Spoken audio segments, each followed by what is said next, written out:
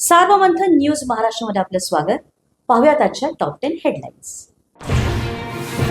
कृषी मंत्री माणिकराव कोकाटे यांना मोठा दिलासा. नाशिक सत्र न्यायालयाकडून शिक्षेला स्थगिती. अपील सुरू असेपर्यंत आमदारकीवरचं संकट दूर. समाजवादी पार्टीचे आमदार आजमी यांना औरंगजेबाची स्तुती भोवली. आजमींचं बहुमताने निलंबन. निलंबनाचा कालावधी ठरवण्यासाठी समिती स्थापन. आजमींना उत्तर प्रदेशला पाठवा, उपचार करू. योगी आदित्यनाथ यांचा हल्लाबोल तर निलंबन करून तुम्ही सत्याचा आवाज दाबू शकत नाही. अखिलेश यादव यांचा पलटवार. शिवसेना नेते आदित्य ठाकरे यांची मुख्यमंत्री फडणवीसांसोबत चर्चा. गिरणी कामगारांच्या प्रलंबित प्रश्नांसाठी मुख्यमंत्र्यांना भेटल्याची माहिती. मोबाईल हॅक करून इंद्रजित सावंत यांना धमकी. शिवाजी महाराजांबद्दल आक्षेपार्ह बोलणाऱ्या प्रशांत कोरटकरचा दावा. नागपूर पोलिसांच्या सायबर सेलमध्ये लेखी तक्रार.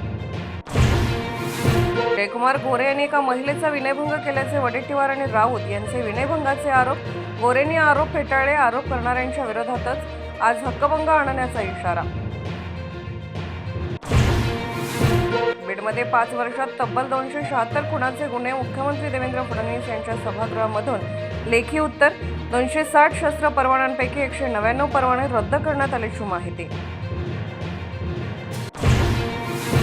जात पडताळणी, डोमेसाईल नॉन क्रिमिनल सह सर्व शासकीय प्रतिज्ञापत्रांसाठी आवश्यक 500 रुपयांच्या स्टॅम्पमधून अर्जदारांची सुटका. महसूल मंत्री चंद्रशेखर बावनकुळे यांचा निर्णय.